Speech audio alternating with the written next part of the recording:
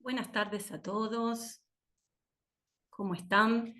Bienvenidos. Me presento, mi nombre es Anabela y formo parte del equipo de tutorías de Azul Formación Superior.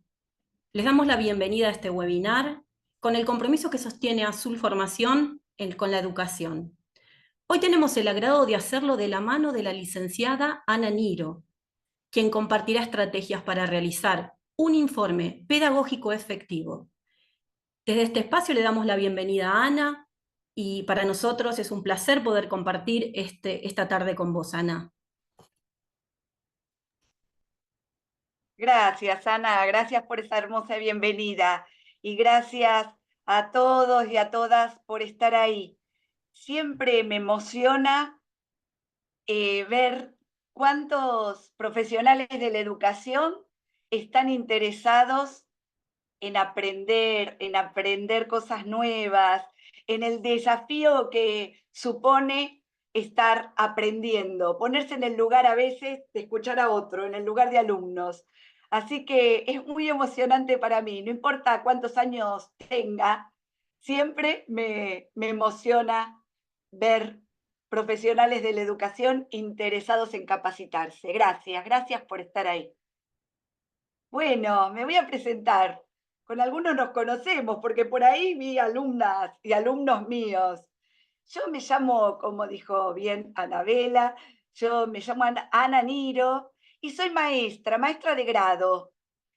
Pero después de recibirme y de trabajar como maestra de grado, seguí estudiando y soy profesora y licenciada en psicopedagogía.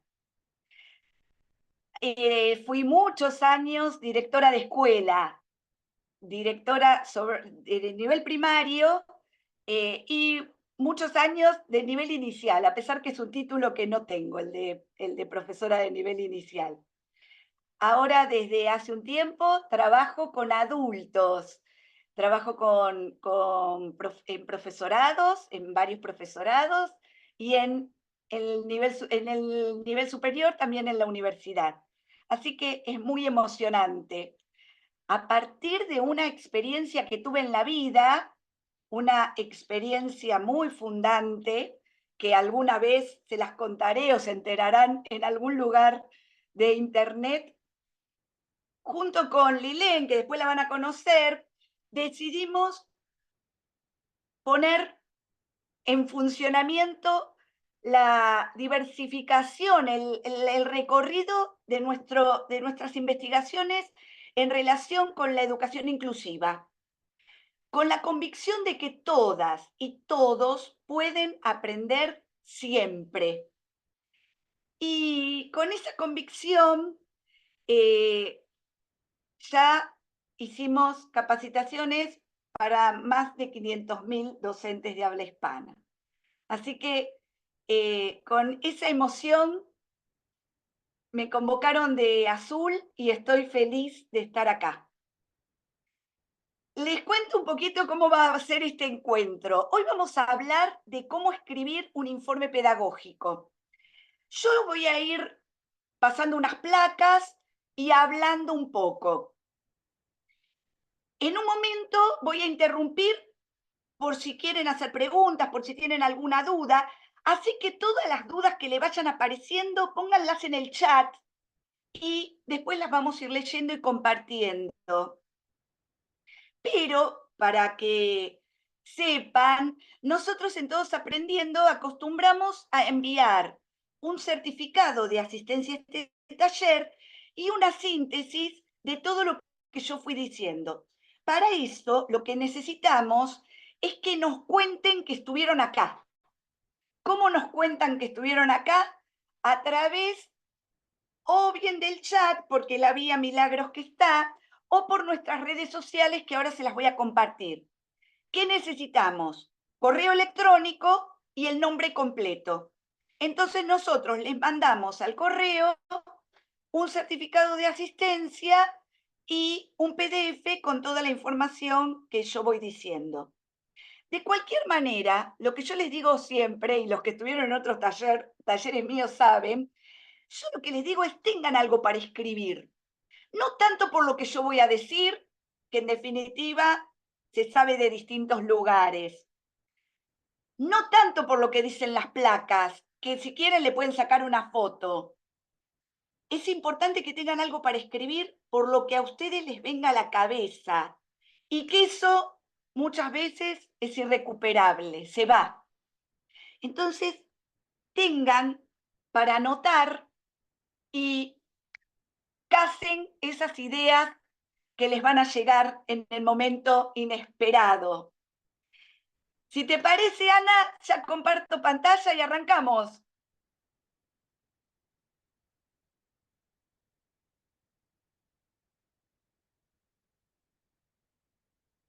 Bueno, te veo, Ana. ¿Me haces así si se ve bien? Genial. Bueno, durante este rato, que durará alrededor de una hora, vamos a compartir cómo escribir un informe pedagógico. Y como les decía antes, es importante que vayan cazando ideas, porque los profesionales de educación siempre tenemos que escribir informes. En este caso, vamos a hablar específicamente del informe que mandamos por los alumnos, pero cuando finalizamos un proyecto escribimos un informe, cuando queremos presentar alguna propuesta en un congreso, en algún lugar, presentamos un informe. Entonces, hay información que les va a venir bien para otros informes, además de para el informe pedagógico. Acá lo que les decía antes, si te interesa recibir el certificado de asistencia y la bibliografía del taller, escribinos tu nombre completo, el nombre y el apellido, y el correo electrónico. Y lo podés poner por cualquiera de estas formas de comunicarse, por el Ana, Facebook. Sí, Ana, te interrumpo 5 minutitos nada más, porque sí. algunos están enviando los datos a través del chat y en realidad este chat después no vas a tener acceso a ver. Sí No, hay que hacerlo, aclararlo a estos correos que están en el Facebook Todos Aprendiendo, en el @ Todos Aprendiendo o en el Gmail que estás compartiendo, que le pueden sacar una fotito, así ya les sí, queda la totalmente. dirección. Es probable que también Mili, que es la chica que manda los certificados, que la vi por ahí por la sala, esté levantando esa información. Pero para más seguridad es esto que dice Ana, que me escriban por cualquiera de estos lugares, que es más seguro que además mantengamos desde ahí la información. Bueno, arrancamos. Arrancamos pensando en qué es un informe, como les decía antes, qué es un informe en general. Un informe es un texto expositivo. Ahí supongo que vi algunos alumnos míos y alumnas mías en la sala, saben que les hablo muchas veces del texto expositivo. El texto expositivo es aquel texto que escribimos para comunicar a otro una información. En este caso, vamos a hablar de un alumno o de una alumna. pero también nos sirve para otras cosas. En el texto expositivo comunicamos una información. El informe del que vamos a hablar hoy y en general, cómo están los informes, están escritos en prosa. Esto, ¿por qué lo aclaro? Porque no estamos hablando de informes, de un listado donde tildamos, donde hacemos crucecitas. Estamos hablando de un informe que redactamos, que escribimos, al que le damos coherencia y cohesión, el que escribimos para otro. Como dije antes, al ser un texto expositivo, estamos comunicando a otro una información. En general, los informes los escribimos en tercera persona. Nos ponemos como afuera, como observadores, y escribimos esa información. Y procura ser objetivo. Acá a mí me gusta siempre aclarar que nosotros somos sujetos, que por lo tanto va a ser objetivo, pero siempre cruzado por nuestra mirada, por nuestro recorte, por aquellas cosas a las que le ponemos interés. Esto lo vamos a ir retomando. E insisto que procura ser objetivo porque en realidad va a hablar de nuestra mirada. ¿Qué puedo incluir en un informe? Puedo incluir descripciones, puedo incluir sugerencias y puedo incluir preguntas orientadoras. Todas estas cosas las vamos a ir retomando a medida que hablemos después específicamente de aquellas cosas del informe. Y ahora vamos a lo que nos interesa a nosotros, a los profesionales de la educación, a los que tenemos niños, niñas, jóvenes o adultos, como yo tengo en algunas clases una señora de 97 años. Entonces, siempre hablamos de alumnos en todas las instancias de aprendizaje. Un informe pedagógico es una evaluación descriptiva de una alumna o alumno. Cuando a lo largo de este taller nos vamos a ir refiriendo a este tipo de informe, a una evaluación descriptiva de una alumna o un alumno, en el que incluimos múltiples dimensiones y en el que vamos a incluir aspectos funcionales y disfuncionales. Los que tenemos años en la docencia, en las escuelas, sabemos cuántas veces recibimos informes que lo único que expresan son aquellas cosas que el chico o la chica no puede, que no logra, que no le salen, que le salen mal. No, en un informe pedagógico vamos a ser más integrales, vamos a ser más transversales, vamos a hablar de un ser humano. ¿Y por qué es importante para un docente, para un profesional de la educación, saber escribir un informe pedagógico? Porque es un instrumento que transmite información de un niño, una niña, un joven, entre adultos responsables de este niño, de este joven. El informe es entre adultos, pero como dije antes, el informe no va a hablar solo del niño, de la niña, del joven. También va a hablar de nosotros. También va a hablar de quien lo escribe. También va a hablar de a dónde ponemos el acento. Eso va a hablar de qué tipo de profesionales somos, de qué sensibilidad tenemos. Y también va a hablar de nuestra manera de redactar, de nuestra ortografía, de nuestra forma de escribir, Por eso es importante que un profesional de la educación sepa escribir un informe pedagógico. Porque además de hablar del niño, de la niña, del joven, habla de nosotros.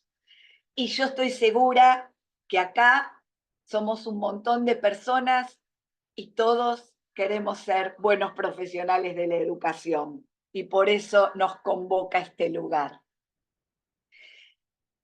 Una vez que entendemos de qué vamos a estar hablando a lo largo de este taller, vamos a hablar de qué debe contener ese informe, qué vamos a escribir, qué vamos a anotar.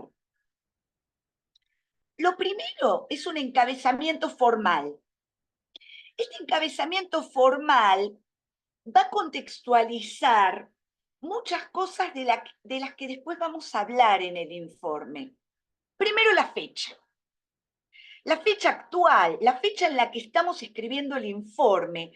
Esto que estoy diciendo parece una obviedad, pero muchas veces cuando un informe no tiene fecha, te cuesta entender. Y no es lo mismo un informe que estamos escribiendo en el 24, post pandemia, que escribimos en el 21, en el tránsito de la pandemia, que escribimos en el 18, antes de la pandemia.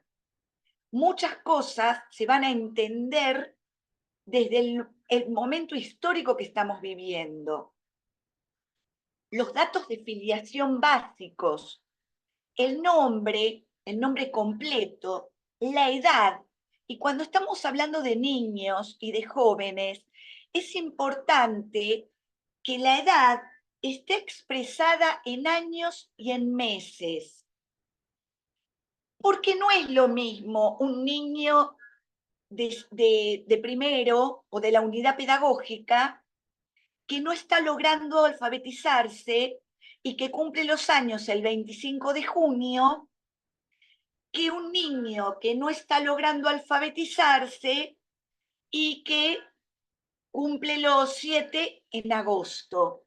Esto nos va a hablar más integralmente de algunos procesos evolutivos que tal vez el niño o la niña no está logrando y que podemos esperar, podemos observar, podemos demorar o no. Entonces es importante, cuando hablamos de niños pequeños, expresar la edad en años y en meses. Después el lugar de nacimiento. El lugar de nacimiento nos va a hablar de un niño que nació en el entorno de la escuela o que es un niño migrante o que es un niño que nació en otra provincia o que es un niño que nació en otro país. Esto nos va a hablar de una generalidad del niño. El lugar de nacimiento, una de mis hijas trabaja en una escuela donde un gran número de población son chinos. Entonces, es un niño que nació en China y que a los 3 años lo trajeron a vivir a Argentina, no es lo mismo que un niño que nació en el entorno de la escuela, por distintas cosas que ahora no voy a abundar, pero empecemos por el idioma. El ambiente alfabetizador de un niño chino va a ser diferente que el de un niño que nació en el entorno de la escuela. La escolaridad. La escolaridad, y ahí aclarar si hay sobredad. Yo soy maestra, muchos años directora. Yo sé que un niño de 10 años tiene que estar en 5º grado. Pero aunque les parezca mentira, los pediatras no siempre lo saben. Los psicólogos no siempre lo saben. El profesional que no está directamente involucrado en la escuela no siempre sabe que un niño a determinada edad tiene que estar en determinado grado. Entonces, es bueno aclarar si hay sobredad. Entonces, si yo tengo un niño de 11 años en 5º grado, puedo aclarar que tiene un año de sobredad. Esto me va a decir que en algún momento este niño o repitió o empezó tarde su escolaridad, Esto me viene bien para decir que la formación que estamos preparando en trayectorias escolares alteradas muchas veces habla de esto, de la sobredad y de cuáles son los motivos por los que un niño, una niña puede tener sobredad. El grupo familiar conviviente. ¿Con quién vive?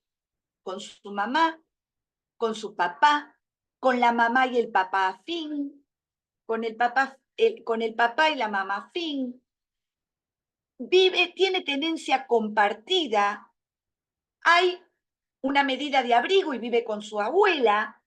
El grupo familiar conviviente, nosotros lo vamos a describir, pero nos va a hablar de una realidad de este niño, de esta niña. Después, nuestros datos, los datos del autor del informe. Mi nombre y mi apellido, mi función institucional. ¿Quién soy? ¿Soy la maestra? ¿Soy una maestra especial? ¿Soy del equipo de orientación escolar? ¿Soy la directora? ¿Soy la maestra de apoyo a la inclusión? ¿Qué función cumplo en relación con este niño institucionalmente? Esto, como dije antes, también va a hablar de nosotros. No es lo mismo la mirada que va a tener la maestra que va a tener un miembro del equipo de orientación. Después los datos de la institución. Y ahí pueden agregarse datos para comunicarse con nosotros.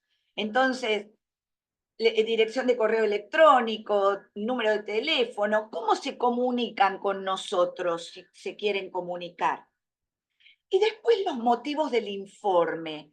Esto lo voy a retomar después, pero en el motivo del informe puede ir el destinatario. Por ejemplo, si yo estoy escribiendo un informe porque presumo, pienso que este niño no escucha bien, voy a poner el acento sobre una cosa. Si esto es porque el niño no puede permanecer sentado, voy a poner el acento sobre otras cosas. Si estoy presumiendo que este niño tiene muchas actitudes que me hablan de una posibilidad de depresión, de una melancolía, voy a poner el acento en otras cosas. Por eso el motivo del informe es importante para entender también alguna información que después va a contener el informe. Cuando yo le doy esta clase a mis alumnas, me dicen, profe, pero esto te lleva como media carilla. Y sí, la realidad es que este encabezamiento formal te puede llevar media carilla, 3/4 de carilla, pero es el marco de la información que después voy a describir. Empiezo la prosa, empiezo a escribir el informe. Entonces, el primer párrafo va a ser un breve párrafo de una descripción física. ¿Por qué ponemos una descripción física? Porque estamos hablando de un ser humano, de una persona, y muchas veces el informe antecede al niño. Supónganse que nosotros estamos escribiendo un informe porque a este niño le están tramitando un proyecto de inclusión o le están tramitando el certificado de discapacidad. Muchas veces le va a llegar el informe a gente que no conoce al niño. Hacer una breve descripción del niño nos habla de que estamos hablando de una persona de carne y hueso, no de un síntoma, no de una situación ajena, de un niño, de una niña, de un joven. Acá, por supuesto, que no vamos a abundar en grandes cosas. Podemos hablar de su contextura física, de su postura. Es una breve descripción general. Es con este objetivo, ¿no? Después vamos a hablar en un segundo párrafo de la conducta durante la jornada. Como estamos hablando acá de un informe escolar, vamos a hablar de la jornada escolar, pero a veces podemos estar hablando, por ejemplo, describiendo una situación más externa, más del recreo, más de quién lo trae, como hacer una breve descripción. Yo acá puse unas preguntas solo para orientar a aquellos que después les llegue el PDF, hay muchas más preguntas orientadoras. Pero, por ejemplo, yo acá escribí 3 núcleos. Uno es el núcleo de lo cognitivo. Logra comprender las consignas, las responde bien, es adecuado para responder lo que le estamos preguntando. Otro núcleo puede ser el de los intereses, si prefiere algunos materiales, si le gustan más algunas áreas. Ya les digo, acá yo es apenas unos ejemplos. En las preguntas orientadoras, después en el PDF son muchas más que los van a ayudar a pensar esta descripción. Después, el núcleo de lo afectivo. ¿Cómo tolera la frustración? ¿Qué pasa cuando no lo vienen a retirar? ¿Qué pasa cuando se enoja con un amigo? ¿Qué pasa cuando no le prestan un juguete? ¿Qué pasa cuando una pareja lo abandona? Esto es más en relación con el núcleo de lo afectivo. Después vamos a hablar en otro párrafo específicamente de los aspectos intelectuales, de rendimiento escolar.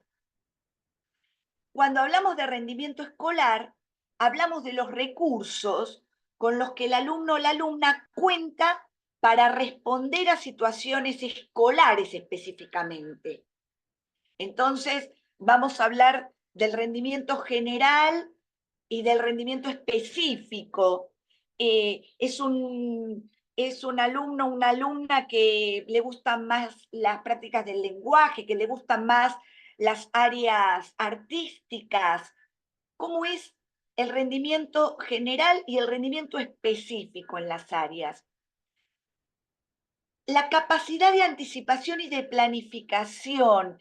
Esto nos habla mucho de la capacidad de tomar decisiones, de cómo puede anticipar, de cómo puede planificar, de cómo puede resolver, de cuáles son sus características de pensamiento en relación con las cuestiones escolares, en relación con los requerimientos que nosotros hacemos a la hora de dar una clase.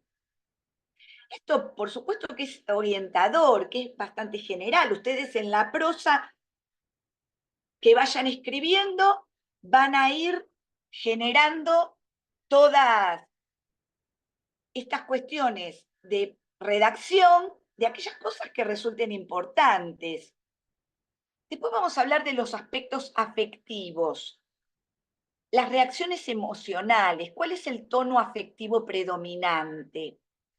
Esto es interesante, a veces cuando, como decía antes, cuando uno ve muchas situaciones de melancolía, de tristeza, que nos están hablando de alguna cosa que le está pasando a este joven, por ejemplo, que le está pasando a este adolescente, que está transitando un duelo y que este duelo se está tornando con algunas cuestiones de alarma, con algunas cosas que me llaman la atención.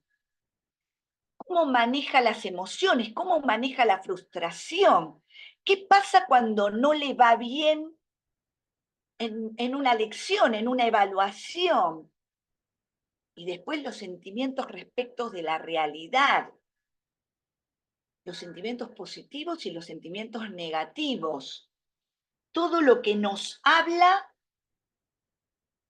de los tonos afectivos predominantes esos niños que a veces están siempre pasados como de alegría, pasados de...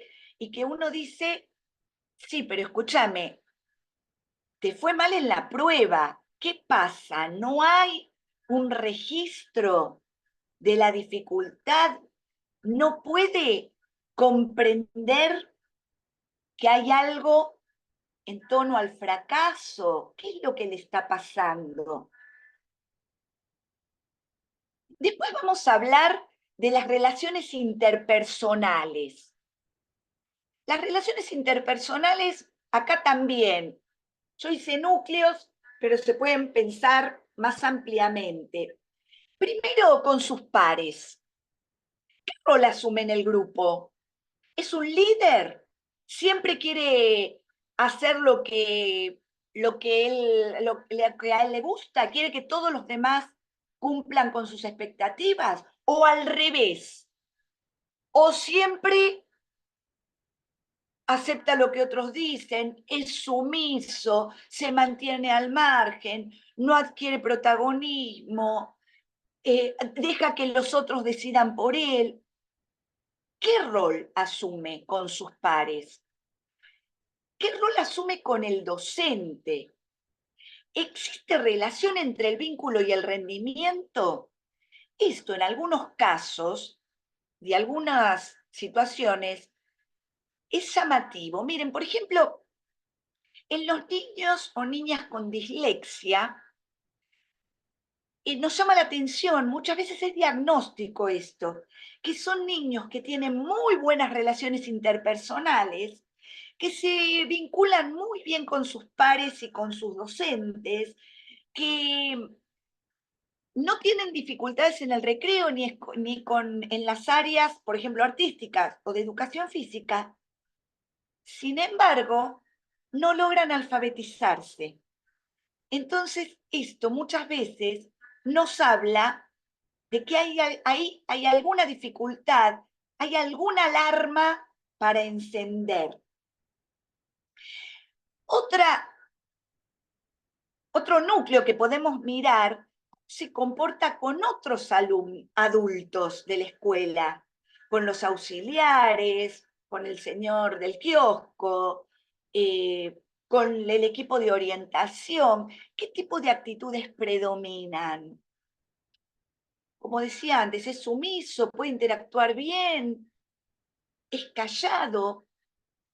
Estas cosas, observarlas y si es necesario, como decía antes, según a quien esté dirigido este informe, escribirlas. Otro párrafo le vamos a poner a la historia del alumno, la alumna y de la familia.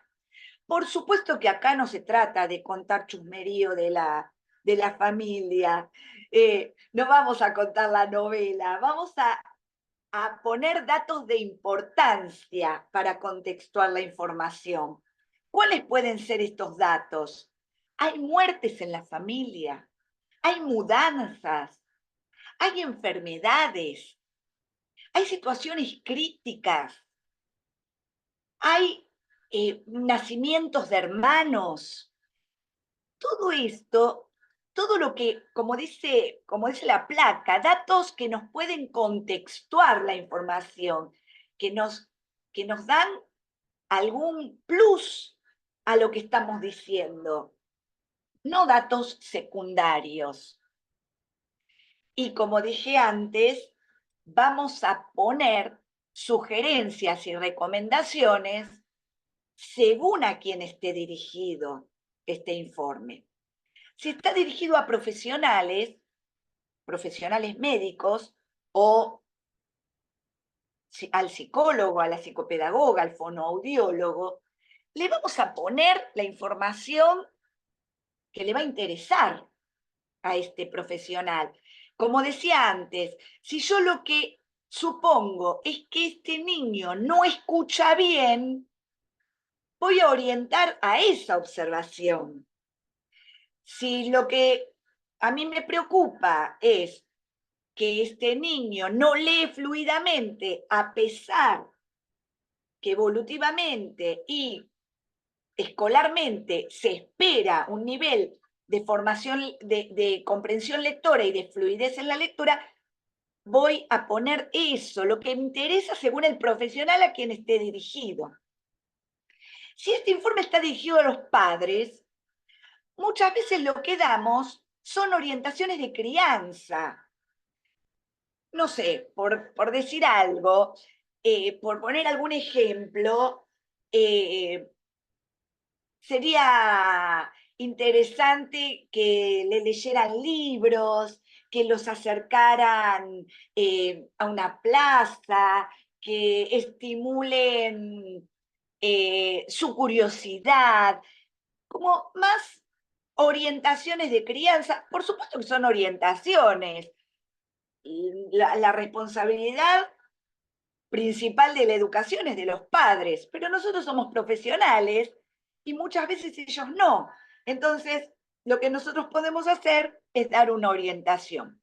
Y si no, podemos dirigirlo a otra institución, por ejemplo, a una institución porque es un niño que estamos presumiendo un proyecto de inclusión, o porque pidió el pase y se va a otra escuela, o porque está cambiando de nivel inicial a nivel primario, de nivel primario a nivel secundario.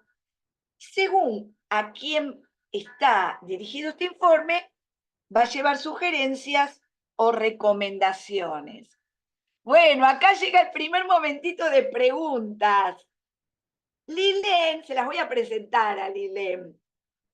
Lilén es psicopedagoga también, es con quien soñamos este proyecto de Todos Aprendiendo y con quien lo vimos nacer.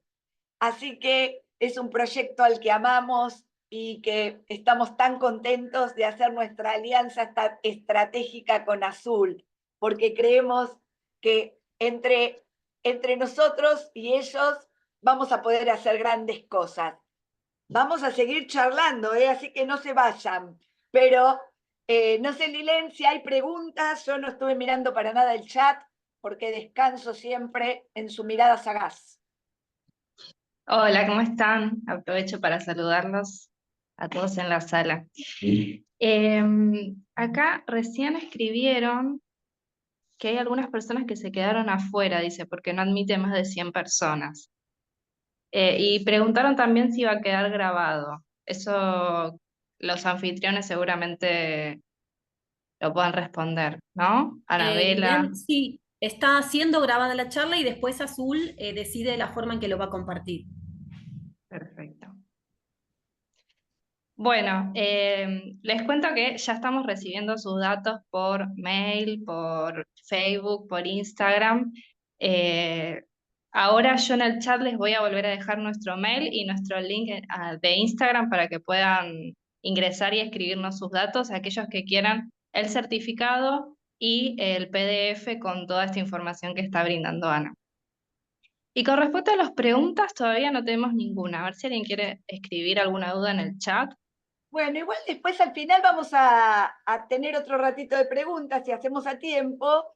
Así que si a alguien se le ocurre alguna pregunta o algún comentario o alguna duda, acá estamos.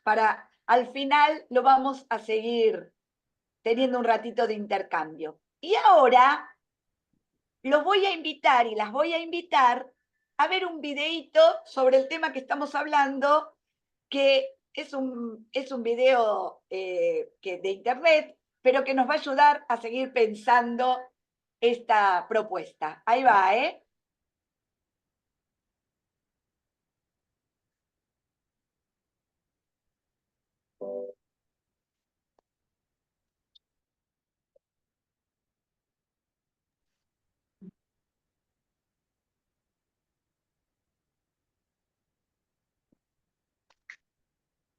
Vamos, entrega esta carta a tu madre. Es muy importante.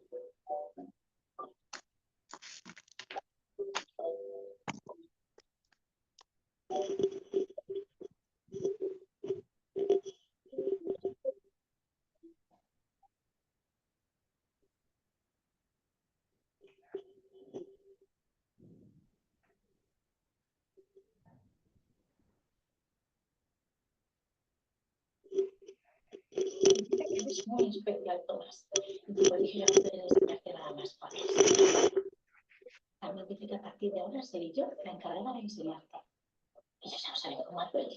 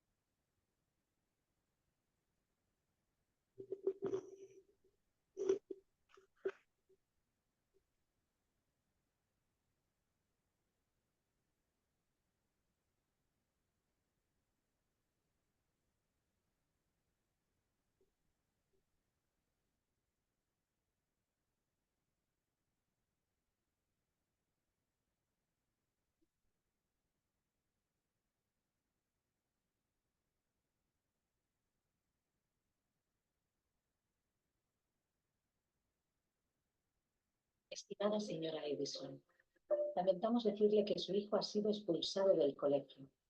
Es un pésimo estudiante y no avanza con el resto de sus compañeros. Por ello, no podemos permitirle que siga estudiando. Será usted quien tendrá que hacerse cargo de él a partir de ahora.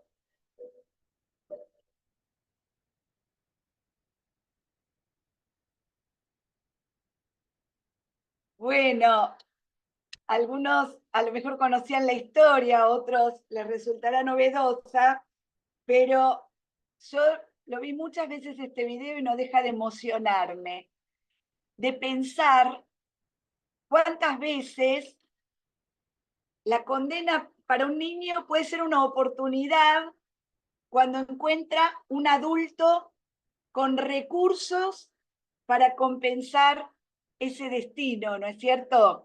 Es emocionante pensar que ahí había un informe que decía, es un pésimo estudiante.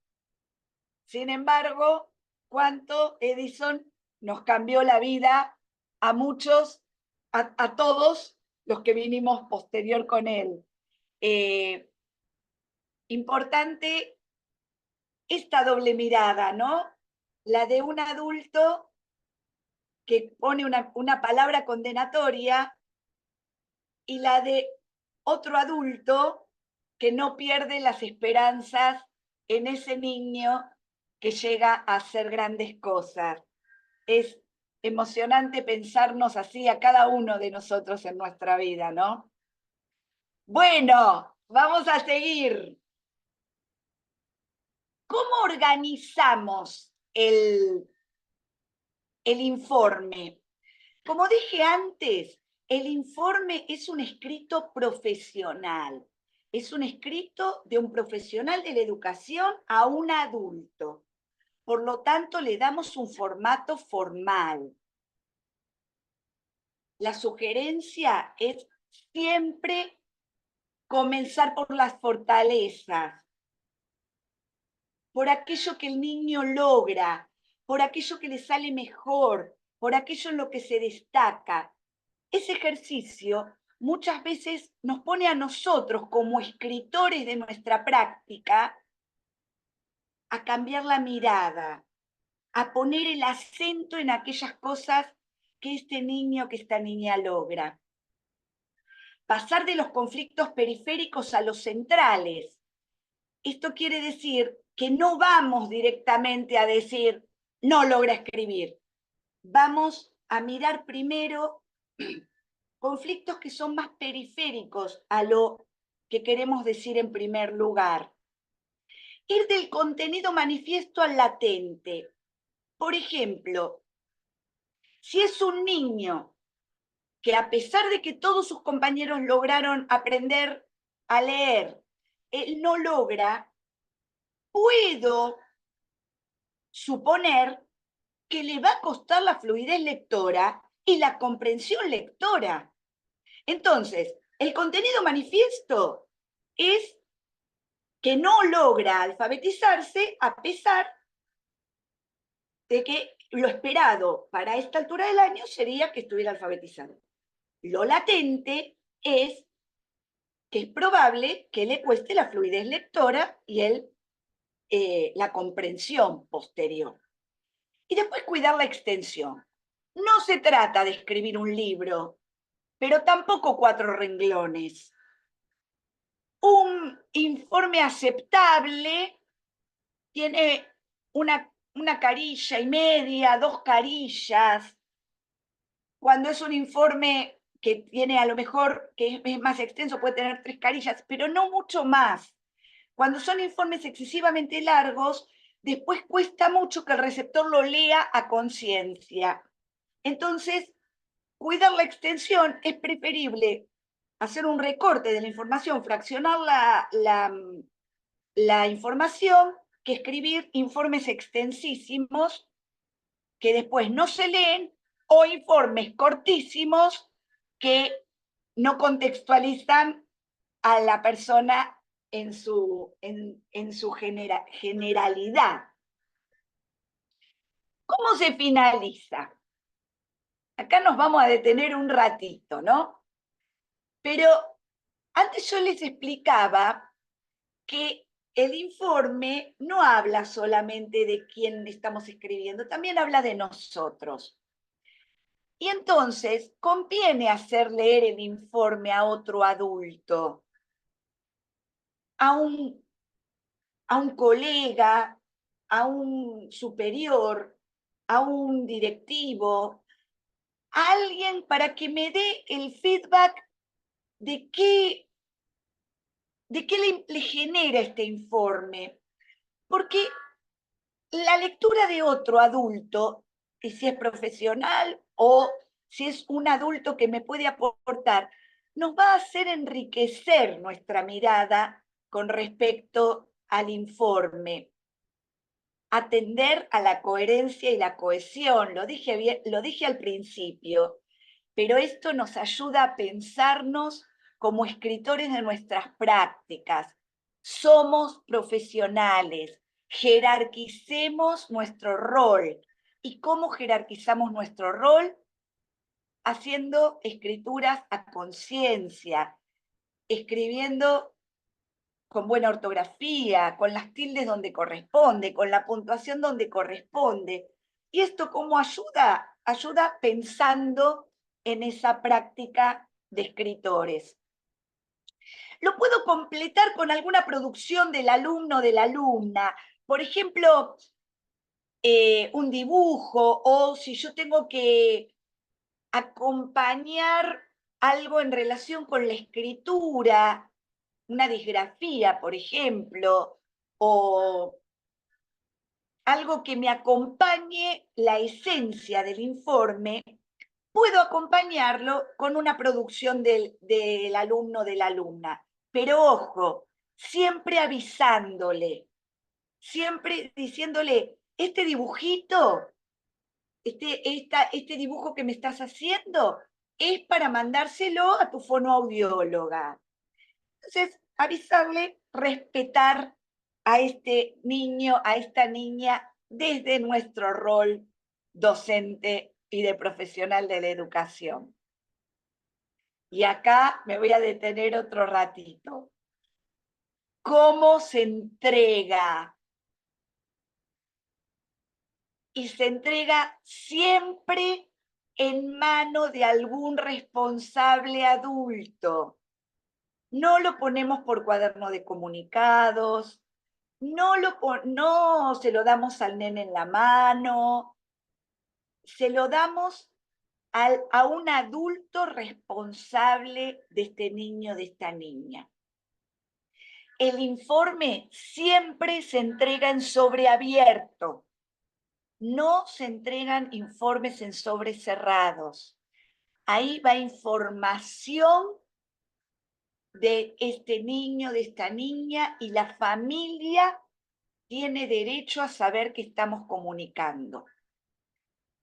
Si hay alguna información que a nosotros nos parece de reserva, no la ponemos en un informe.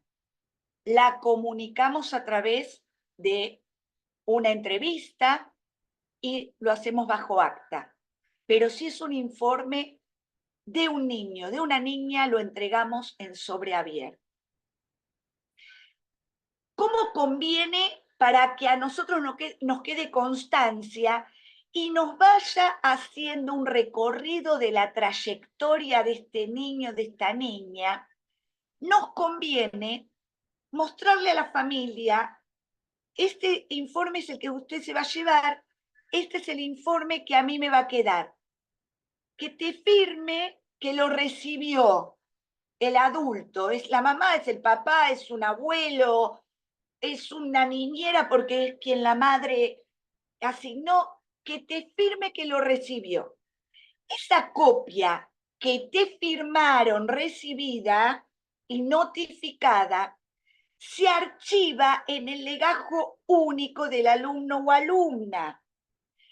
Esto nos va haciendo que en ese legajo único nos vaya quedando una historia de su trayectoria escolar. Entonces, acá es como los continuados, ¿no?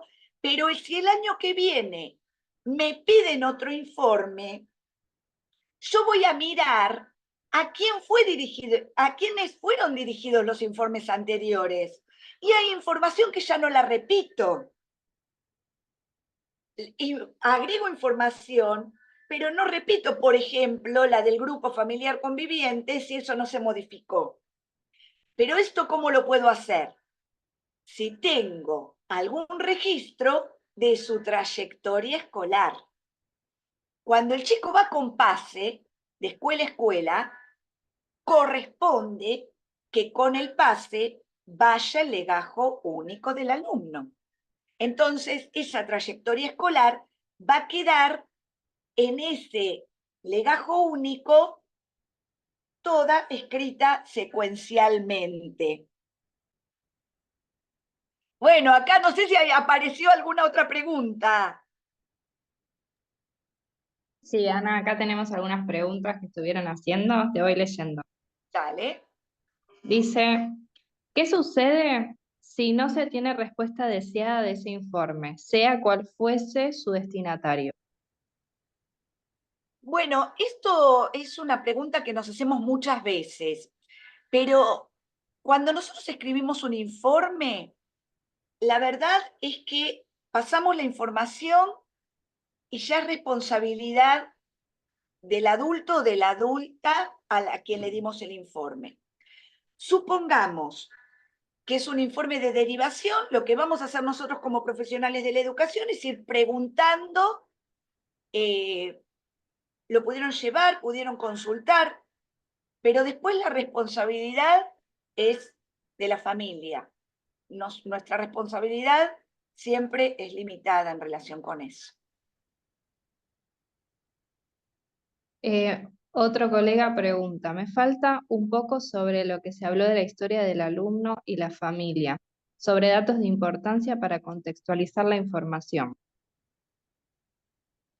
Ahí nosotros la sugerencia es, por ejemplo, si hay muertes, si hay mudanzas, si hay nacimientos de hermanos, si hay situaciones de vida importantes. Esto, como lo que decía recién cuando recuperé un poco a quién va dirigido el informe y el asentar en el legajo único.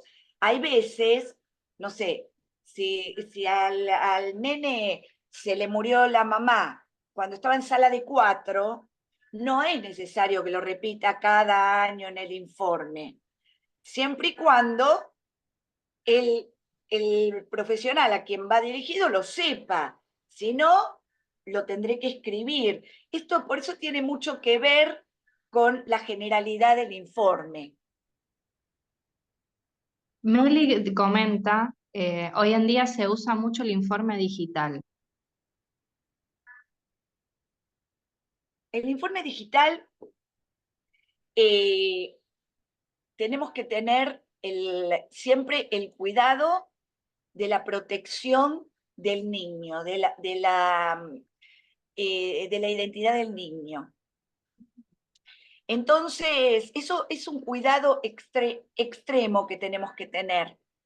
Por lo tanto, un informe digital con todos los datos del niño tiene que ser muy restringida su envío, por lo menos yo lo haría así.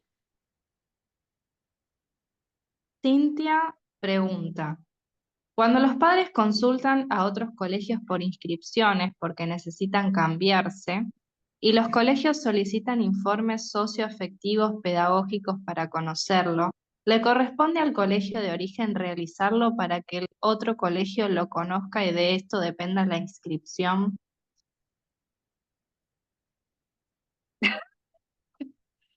Tengo que contestar esa pregunta, me pone en un aprieto. Pero nosotros creemos en una escuela inclusiva.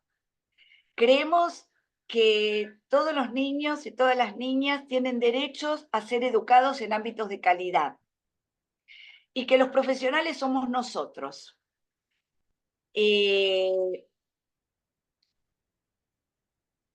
Yo creo que no corresponde, pero es una opinión mía. Ya digo, yo sé, esto lo sé, yo fui directora más de 20 años, así que sé que son cosas que pasan. Pero si lo tengo que decir desde mi convicción, tengo que decir que no me parece bien que un informe anteceda al niño en esa situación, en la situación de poder perjudicarlo. Para mí siempre un informe tiene que beneficiarlo. O sea, tiene que ser para colaborar, no para disminuir. La colega dice, coincido, Ana, muchas gracias. Bueno, qué suerte, porque siempre es un brete preguntas de ese tipo. Totalmente. Bueno, eso es todo por el momento. No hay más preguntas. Bueno, bien, ya vamos terminando. A mí me gusta siempre pensar esto y es algo que fui remarcando a lo largo de todo este taller, ¿no? Que en la vida son tan importantes tus palabras como las formas en que las decís. Porque hablar, bueno, es un poco esto que compartía la colega, ¿no? Pero nosotros somos profesionales de la educación. Lo que tenemos que hacer es colaborar en la educación de estas niñas y de estos niños. Y nunca tiene que ser restar. Y siempre, como vimos en el video, tener esperanzas en que hay algo bueno, superador, algunas fortalezas que van a ser de esos niños, de esas niñas, personas de bien. Y lo que nosotros no nos podemos permitir es perder la esperanza en nuestros sujetos de educación, en los niños que estamos formando. Antes de dejar de compartir la pantalla, les vuelvo a decir que si quieren recibir el certificado de asistencia y la bibliografía, que está lo que yo dije y mucho más, y la bibliografía de donde está extraído este taller, nos escriban a alguno de los chats, o al Facebook, o al Instagram, que es el que más usamos, o a la dirección de correo. Y ahí nosotros les vamos a mandar. Entonces, Mili, que es la que en realidad hace este trabajo, durante esta semana, esto lo aclaro porque los certificados se hacen uno por uno. Entonces, lo aclaro porque a veces parece que el certificado tiene que ir apenas termina el taller, ya tienen que salir los certificados, y no, los certificados se hacen uno por uno, los hace Mili, y hoy fuimos muchos en esta sala, entonces ella va a mandar a lo largo de esta semana toda esta documentación, el certificado de participación, una encuesta de opinión que nos ayuda a perfeccionar este taller y a pensar otros talleres, y el archivo en PDF con información. Ahora sí, voy a dejar de compartir la pantalla y me gusta verlo, porque si no siempre uno ve uy, ahí veo unas alumnas mías. Y ahora les vamos a proponer que abran las cámaras porque a Anabela le gusta sacar fotos y quiere... Claro. Tenemos una cámara especial, Ana. No sabés qué lindo salimos todos.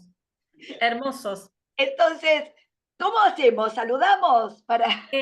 Florcita, Flor, es quien nos va a ayudar con la fotografía. Flor, Sí, ¿estás preparada y lista? sí, sí, sí. Como, como son muchas, como son muchas pantallas, yo aconsejo que posemos en todas hasta que Flor diga, bueno, basta. Como no sabemos en cuál vamos a salir, por las dudas, todos nos sonreímos. ¿Les Claro, parece? ¿Te parece, Ana? ¿Sí? dale. Estás hermosa peinada, Ah, tengo un peinado. preciosa. Bueno, ¿empezamos, Flor? Sí, Ana. Bueno, vamos, sonrían.